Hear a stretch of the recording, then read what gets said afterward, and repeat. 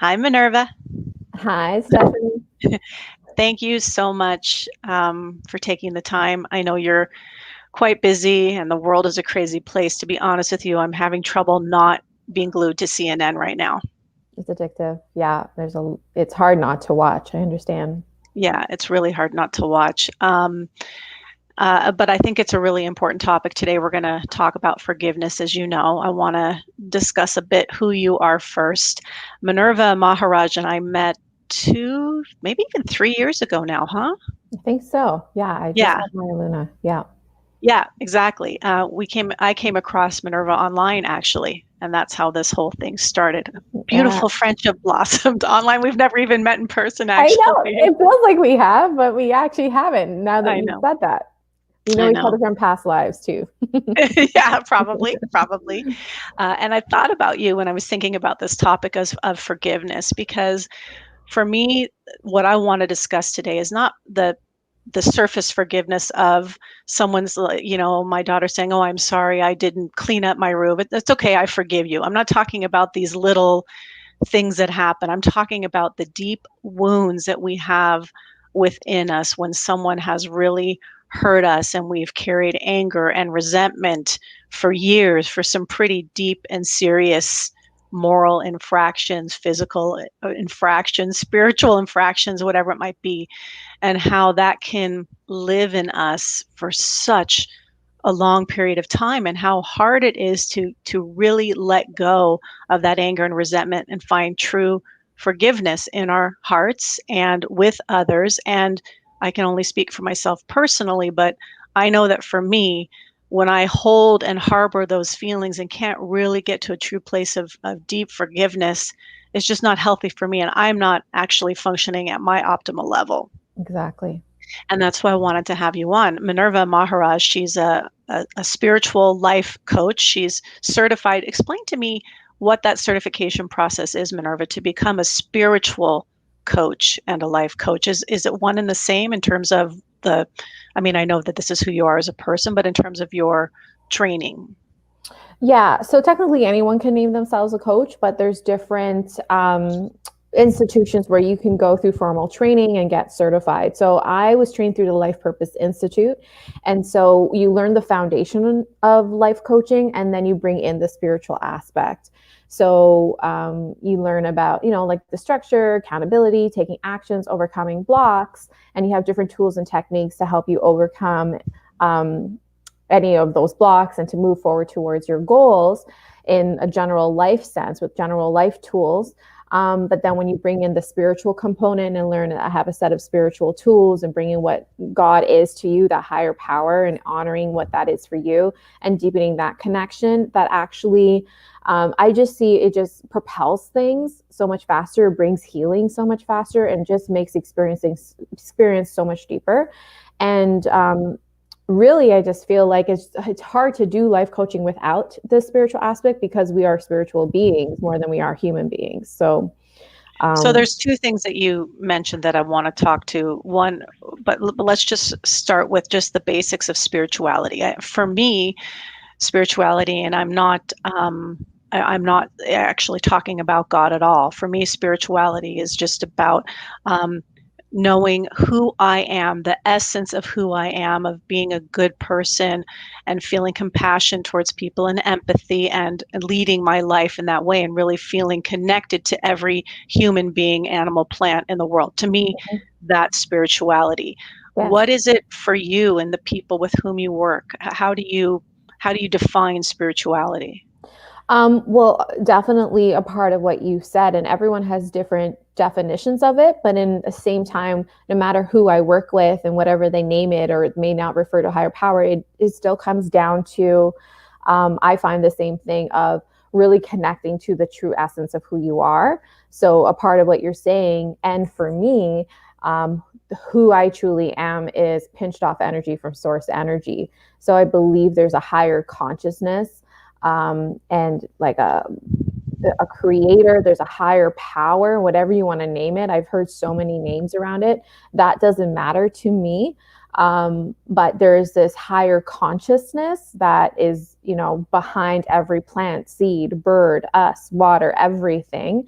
And that higher consciousness created me, therefore lives in me. So it's connecting to that within myself. And in that, with connecting to myself, I'm aware of a greater energy and force and creative force at play.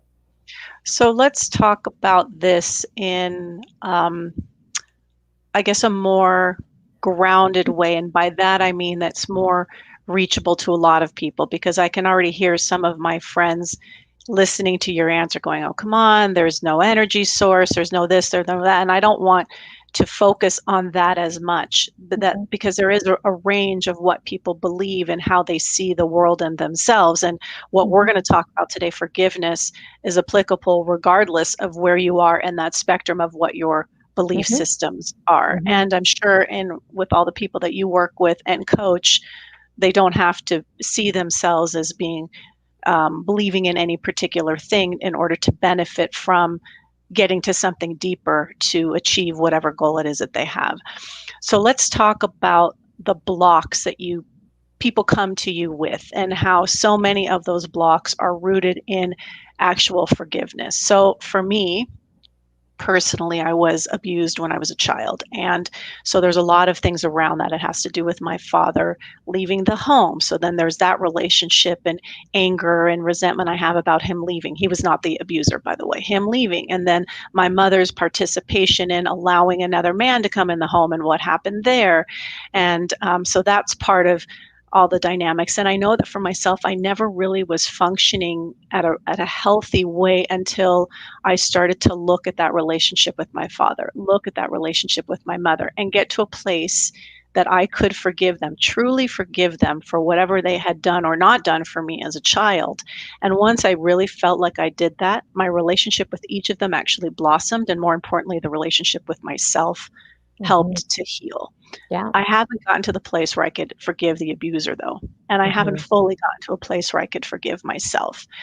I bring this personal story out because I just want to ask you, Minerva, with the people with who you work, do you see that kind of interwoven in people's struggles? Is that difficulty of relationships, anger, resentment, and inability to forgive, and how that's blocking people? Oh yeah. Yeah, and I mean, as you were talking about that, I feel what came to mind was I get a couple of clients, and one in particular is going through the process recently, just forgiving her abuser. She was sexually abused at a very young age. And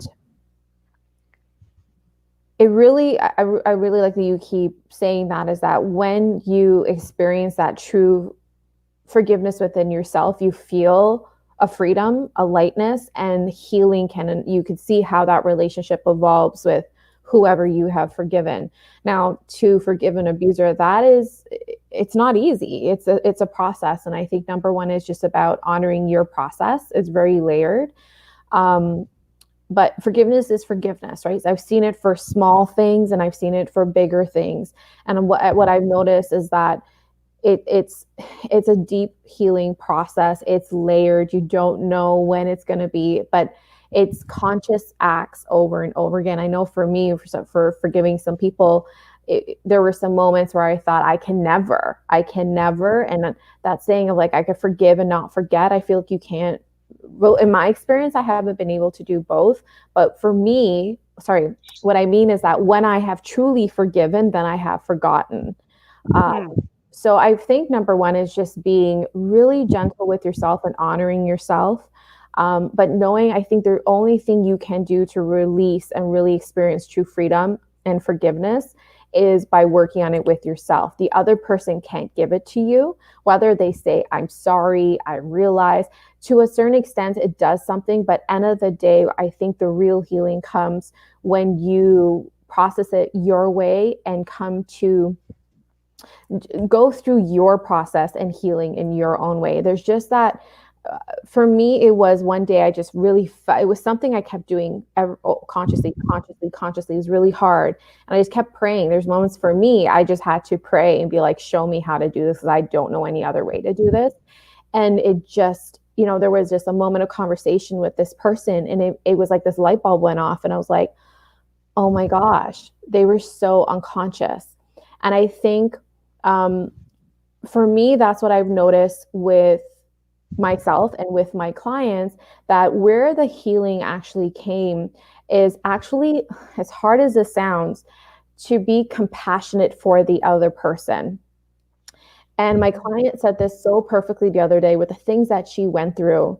And she said, what really set me free is I realized this person was hurting too, and they were abused. And then I just realized it's not even just about this person, it was about the generation before that, generation before that. And so when you realize it wasn't necessarily an attack on you because you're this person, you're not worthy, and you've been punished. And when she realized that, oh my gosh, this hurt person is going to hurt this person, and this has been going on for so long, Yeah. and coming through the eyes of compassion, and realize that people who hurt, hurt people. And I think ultimately it's when you understand that this person has been unconscious, is operating from unconscious conditioning, and not just them, but they've been unconsciously conditioned. There, for me, that has been shifting for me. That has been shifting for my client when she realized it's not really about her. Of course, it's painful and traumatic, and that hurts you on every level, like your soul, mentally, physically, sexually, every level, it affects you. But I found that to be like the turning point when you realize that it's through unconscious conditioning as to why this has happened. And when you understand that, there's a freeing of it. I feel like it's almost like if you have a ball of mud and it's really tight, and all of a sudden it just starts loosening apart. So let me just stop you on this. It's interesting that I'm removing this paper that's stuck here with my notes, but I'm not even following my notes because now we're talking about something else. So I just want to go with what we're talking about. It's very interesting you're saying it in this way, because the thing that helps me with my mom, because we have an ongoing relationship, I didn't reject her, throw her out of my life and say, I'm sorry for I can't be a part of your life for what I feel like you did or didn't do when I was younger. Mm-hmm. And I think that's part of the challenge. There's two things that can happen. Well, a few things. One, the person can be dead. So there are no chances to hear what that person has to say, offer your feelings, and repair a relationship because they're not alive anymore. The person can still be constant in your life. And so then there's challenges there. And then there's a piece where you can just pull out and have your space and have your time to reflect and get to your own place and understand where you're at before you reapproach that relationship. And for me, with my mom, we stayed in a relationship. And so it was hard because there were repeated, I would say, dynamics of the things that she didn't do, or my perception of her neglect of me that she didn't do, that continued to happen throughout our life. So it was like constantly pouring salt in that wound. And it made it very hard to get to that place of forgiveness because I kept feeling like I was wounded again and again. Mm-hmm. But to your point, Minerva, when I finally started looking at it from the eyes of my mother and thinking how painful, first of all, it was for her to know what I experienced and that she brought this man into the home, mm-hmm. and the devastation and guilt and disgust that she feels with herself that she has to live with. I felt awful for her. Yeah. And that sort of helped me start, okay, see this from another person's point of view. And then to be able to actually verbalize that with her was a whole other level that I was very lucky to have, is that we've had those conversations. But it wasn't until I sort of started seeing it from her perspective and her limitations and her fears, and then now what she has to live with, that moved me to a place where I kind of felt lighter. And then now we have this actually amazing relationship. And there are still those salt in the wounds because of a dynamic with the relationship that she has now that kind of still triggers that early childhood dynamic. So there's still things that I have to process, but because I can come at it with a place of compassion, we've been able to heal that relationship. And so now I feel like as she's aging, because as a caregiving, this is not always related to caregiving, but I think about as she gets older, I will be 100% capable of caring for her in a very loving way, mm-hmm. because I've been able to really forgive her and let go. Right. I appreciate you bringing that up because I think that's one of the central ingredients to this. Yeah. And if I can add to that, I mean, this is, relationships that we have with our parents and our moms are sometimes, it's such a learning experience. Um, and I get this a lot I work with a lot of female clients. And the thing that comes to mind is the moment we start seeing our parents as humans, it changes everything because we put them on this pedestal or they should know more, they're more wise and we got to listen. So there's this dynamic as we're growing up, they're all knowing and we're here, right? So then we look at them, you love me, feed me, keep me safe, and obviously yes, the necessities, of course, those things. But we grow up thinking, why didn't you give me, why didn't you give me? But the minute you realize that they're actually, I do a lot of inner child work as well, really that there's this wounded inner child within them as well, and they're doing the best that they know. Like, you cannot do more than you know.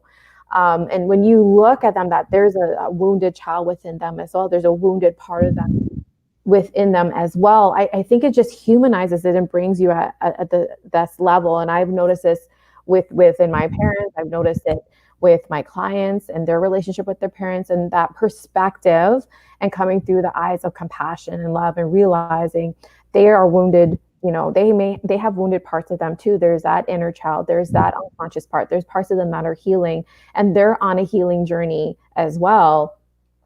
And we're really all one end of the day, and we're just helping each other. So I think that shift of perspective of not of humanizing them is actually what starts, that perception is what can start the healing. And you just realize that they are hurting too, and they're operating from unconscious parts, and they're learning and growing, and this is part of their evolution as well, and you're actually helping each other. How do you, though, decide when at some point it's not healthy for me to continue to try and make this relationship work? Again, like, I'm just going back to me so that I can share with the people who are watching that, I certainly don't have all the answers. I'm sure you don't either. We're all just trying to figure it out. So I'm Yeah. hoping that in sharing my story, everyone realizes I'm struggled too, like everybody else. With my mom, as I said, I've been very lucky because we've been able to have the conversations. Mhm. But had she not been able to have those conversations with me, is there a point where we know that forgiveness is really important for our overall mental health and our overall well-being in general? But Yeah. is there a point where we should just, like, kind of give up on those challenging relationships and give up on trying to make it work with somebody if we find that the anger and resentment from the past or even from the current situation is just too much? Or do you suggest that people continue to try? I think you do whatever brings you peace, like true peace.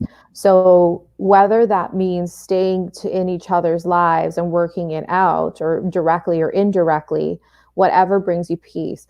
By even eliminating them, in some cases, it may be the right thing because you've done everything you could and it's toxic. You've set boundaries and they're not respecting it. Only you can decide that. But you can also cut this person off and still not be in a place of peace.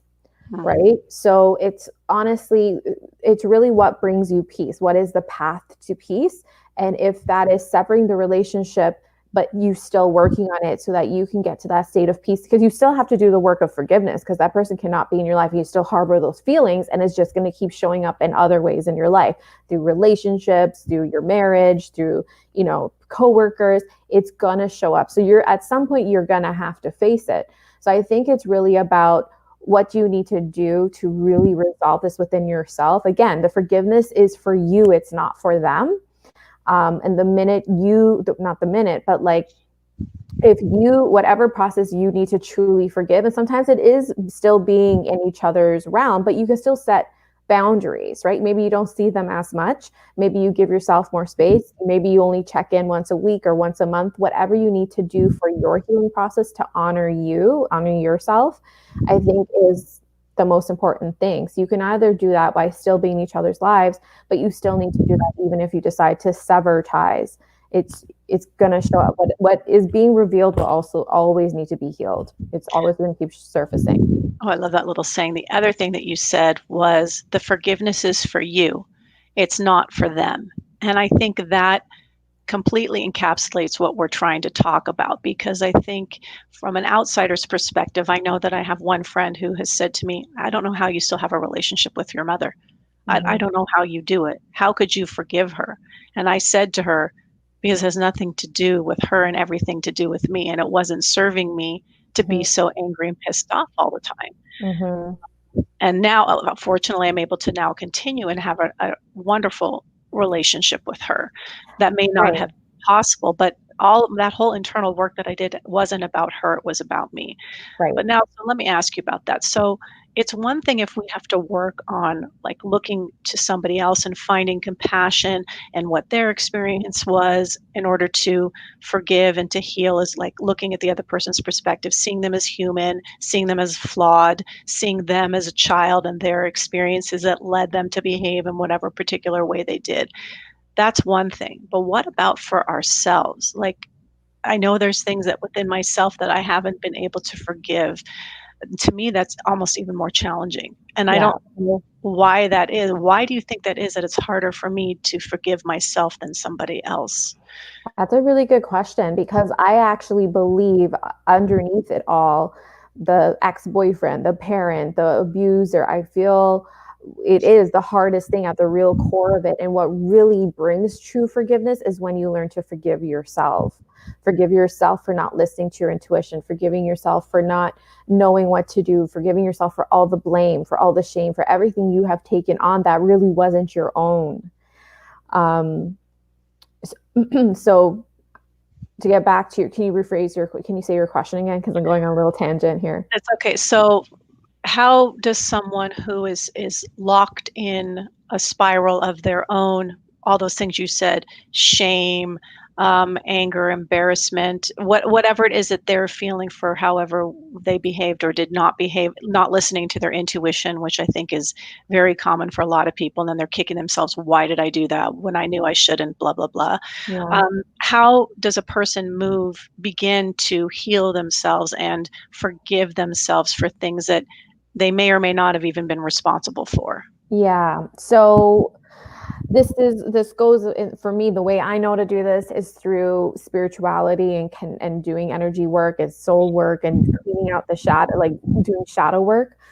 In other What's words, shadow work? basically the parts of your false self, exploring the false self, the Mhm. ego self. So doing ego work basically and doing ancestral healing. There's so many different aspects of shadow work.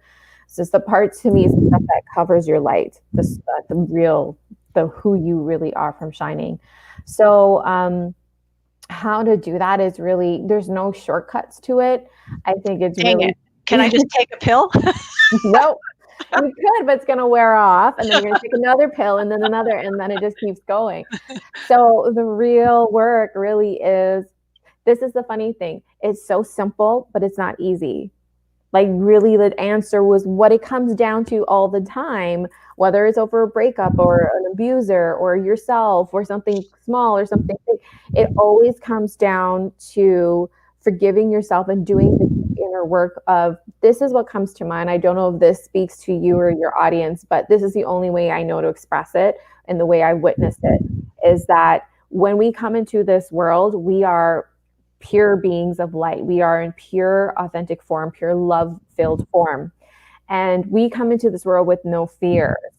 And so we learn that conditioning. And at some point in our life, usually between the ages of like 3 to 5, is where the ego starts developing. And it could really be expressed during the ages of like 5 to 8, 5 to 9. But you come into this world, and I don't know if this happened to you, but for me, I was this like love to dance, love to perform. I just loved life, and there's joy and everything. And I just expressed that. And people around me didn't like that. And so when you express your light and who you truly are, it's too blinding and too much for some people, that then they inflict some sort of hurt, shame, and harm onto Judgment. you, judgment.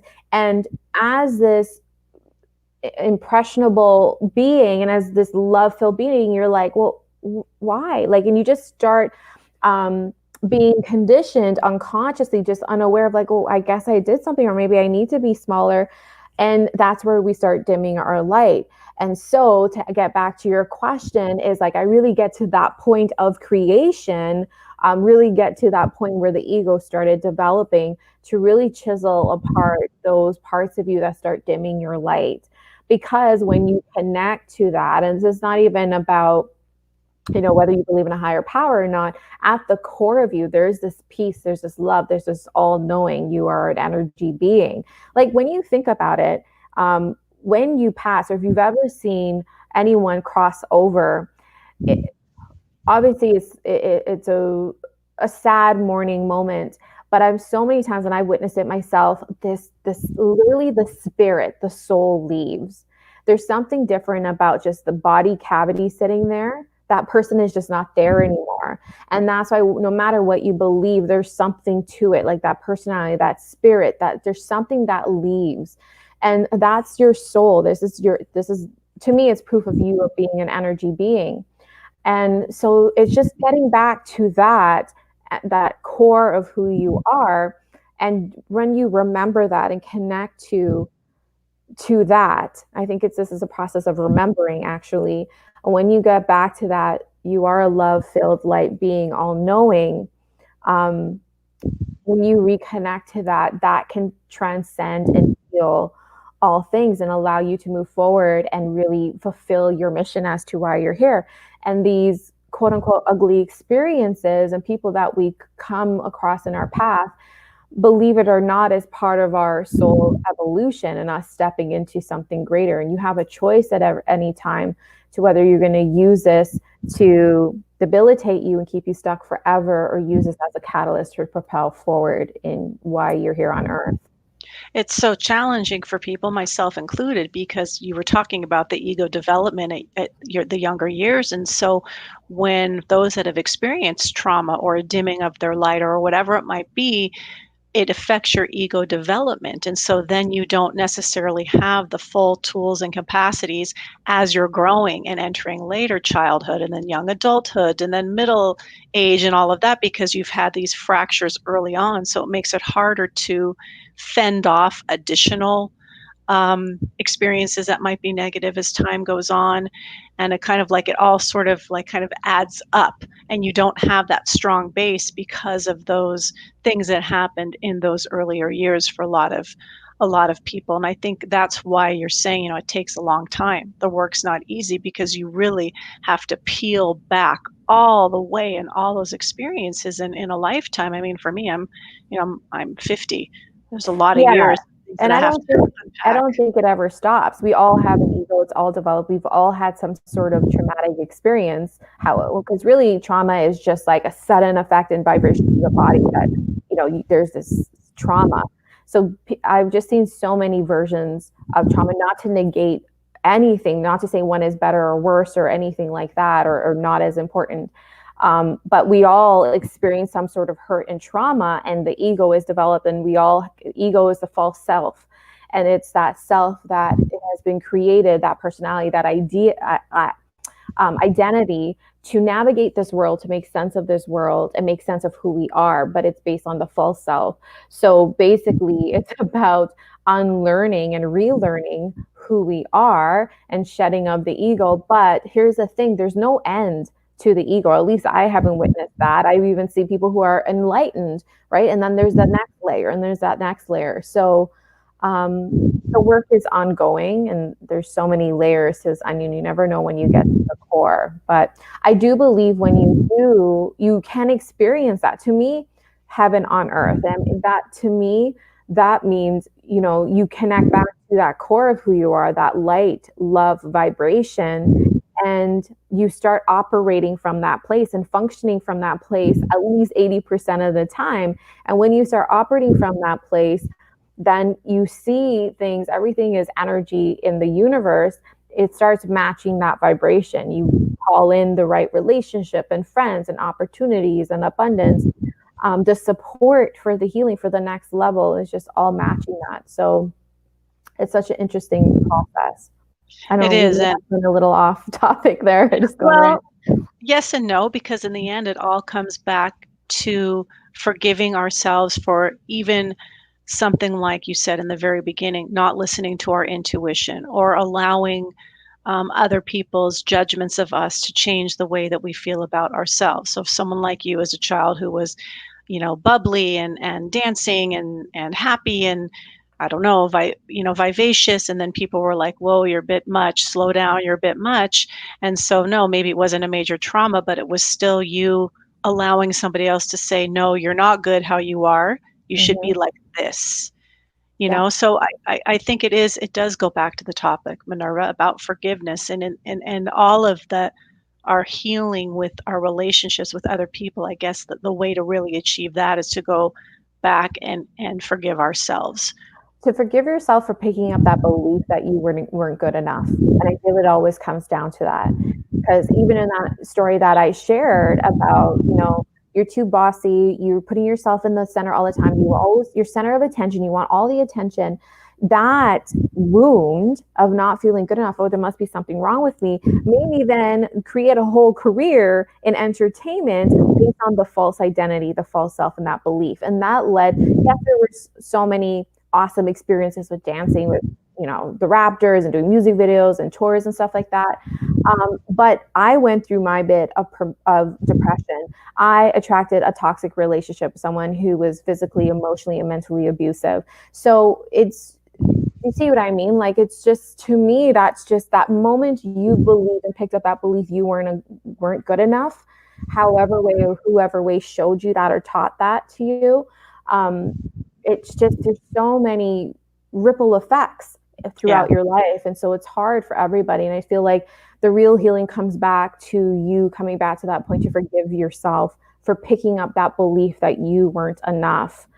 And when you really, that's what you have control over. And that's where real freedom comes. And that's where real forgiveness comes. And that's how you can move forward and really go to the next level and not create your life from that wound, the rest of your life from that wound. Yeah. So basically, what you've taught me in the last half an hour is I'm not nearly as evolved as I thought. No, not at all. No, I'm teasing. I'm trying to make light of it, but for me, that belief of not being good enough, I mean, that's raw. That's still there, right? So I still have a Yeah. lot of work to do there, along with a high percentage of the population, I As well imagine. as me as a spiritual coach, like as you know me and you see my stuff, I'm meditating, I'm into personal development, I'm deep into my spirituality, and I still have those moments. That's been a growing Yeah, process for me, and I've been bullied, I've been through a lot of those things, um, but so that healing, that forgiveness for myself, there's still moments I have to be like, oh yeah, like that unworthiness wound comes up and it just pops out. And I'm like, oh, I gotta nurture that for a moment, and nurture my inner child for a moment. And I feel that healing and shift and that freedom again. So yeah. it's an ongoing process is what I'm trying to communicate here. Of course it is, and I'm doing that same work as you constantly all the time, and with that will come better relationships as well, not only the ones that we will attract in terms of people that we choose, but better relationships with the people who are already in our lives, or the strength to let go of relationships that aren't working or to redefine them in our lives in a way that feels comfortable and safe. Yeah. And a I better really relationship with ourselves. Yeah. Yeah, of course, that's where it all starts. So, Yeah. Minerva, if people want to contact you to coach them and help them through this lengthy and very difficult process, what a sell, but what great process, right? How can people reach out to you? Well, I just, I want you to get to know me more. I want you to get to know yourself more. So I like sharing my platform of my podcast, Words of Wisdom podcast. I give a lot of tips and strategies there and support there. And if you are interested in the next step and wanting to work closer and really ready to take things to the next level, I have a Live Your Impossible group coaching program. And then I also do one-on-one coaching, and I have a program called Edge of Expansion. So if that's something you want to explore and you're ready to go deep to, reach the next level and manifest the life and business you want with more ease and flow, then you can visit me on my website, goddesswisdom.ca, and book an intro session, and let's get to know each other and we can take it from there. Okay, that sounds good. Say your website again. goddessofwisdom.ca. Okay, and also she has a Facebook page. She's on Instagram, which I love. And if you follow me on Instagram, you'll see me share her stuff, and you can find her on I either my appreciate Facebook. when you do. I love your Thank you. stuff. Thanks, Minerva, so much for taking the time today. I really appreciate it. And hang on, because I still want to take a picture of us, so don't go anywhere, but I'm going to Okay. stop the And recording. thanks for having me, and thank you everyone for joining. Oh, you're welcome. Oh, and also, just in case anyone's interested, Minerva also has a quote in here for me. She read my book. She was one of my beta readers, which was awesome. And she put a Yeah. nice quote in here for me. Thank And you for that. congratulations. Yes, Thank you. my honor. Thank you. Thank you so much. So, okay. Thanks everybody for watching, and you can reach us on all of our social media channels.